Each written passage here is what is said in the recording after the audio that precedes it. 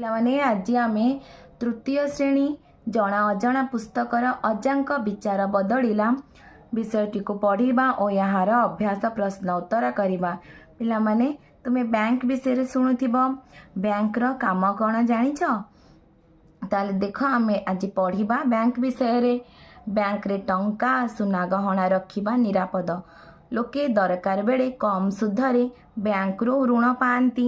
ଘର ତିଆରି, କୃଷି, ପଶୁପାଳନ, ବିଭିନ୍ନ କାମଧନ୍ଦା, ପାଠପଢ଼ା ଓ ବ୍ୟବସାୟ ପ୍ରଭୃତି ପାଇଁ କମ୍ ସୁଧରେ ବ୍ୟାଙ୍କରୁ ଋଣ ମିଳେ। ବ୍ୟାଙ୍କରେ ବିଭିନ୍ନ ପ୍ରକାର ସଞ୍ଚୟ ଯୋଜନା କାର୍ଯ୍ୟକାରୀ ହୁଏ। ବ୍ୟାଙ୍କରେ ଜମା ରଖିଥିବା ଟଙ୍କାରୁ ଆବଶ୍ୟକ ହେଲେ ଆମେ ଟଙ୍କା ଉଠାଇ ପାରିବା। ପ୍ରତି ବ୍ୟାଙ୍କରେ ଜଣେ ମ୍ୟାନେଜର, ଜଣେ ହିସାବ ରକ୍ଷକ, ଆକାଉଣ୍ଟାଣ୍ଟ, ଜଣେ କୋଷାଧ୍ୟକ୍ଷ, କ୍ୟାସିୟର ଓ ଅନ୍ୟାନ୍ୟ କର୍ମଚାରୀ ଥାନ୍ତି। ମ୍ୟାନେଜର ହେଉଛନ୍ତି ବ୍ୟାଙ୍କର ମୁଖ୍ୟ।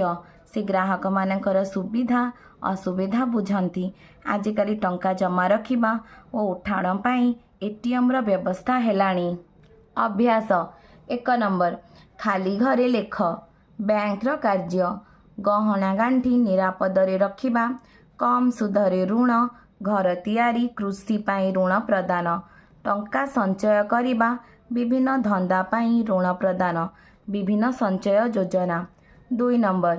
ବ୍ୟାଙ୍କରେ କେଉଁ କେଉଁ କର୍ମଚାରୀ ଥାଆନ୍ତି?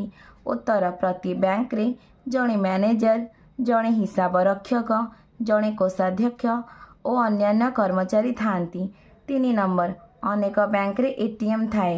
ଏହା କ'ଣ? ଶିକ୍ଷକଙ୍କ ଠାରୁ ବୁଝି ଲେଖ। ଉତ୍ତର: ଏହାଦ୍ୱାରା ଆମେ ଦିନ ରାତି ଯେକୌଣସି ସମୟରେ ବା ବ୍ୟାଙ୍କ ଛୁଟି ସମୟରେ ମଧ୍ୟ ବ୍ୟାଙ୍କରୁ ଟଙ୍କା ଉଠାଇ ପାରୁ। 4 ନମ୍ବର। ତୁମ ଗାଁ ପାଖରେ ବା ସହରରେ ଯେଉଁ ସବୁ ବ୍ୟାଙ୍କ ଥିବ ତୁମେ ଦେଖିଛ ବା ଶୁଣିଛ ସେଗୁଡ଼ିକର ନାମ ଲେଖ। State bank of India, Punjab national bank, Indian bank ଇତ୍ୟାଦି। ପିଲାମାନେ ତୁମକୁ ଭିଡ଼ିଓଟି ଭଲ ଲାଗିଲେ ଲାଇକ୍ ଆଣ୍ଡ ସବସ୍କ୍ରାଇବ୍ କରିବ ଓ ନିଜ ସାଙ୍ଗ ପିଲାମାନଙ୍କ ସହିତ ସେୟାର ମଧ୍ୟ କରିବ।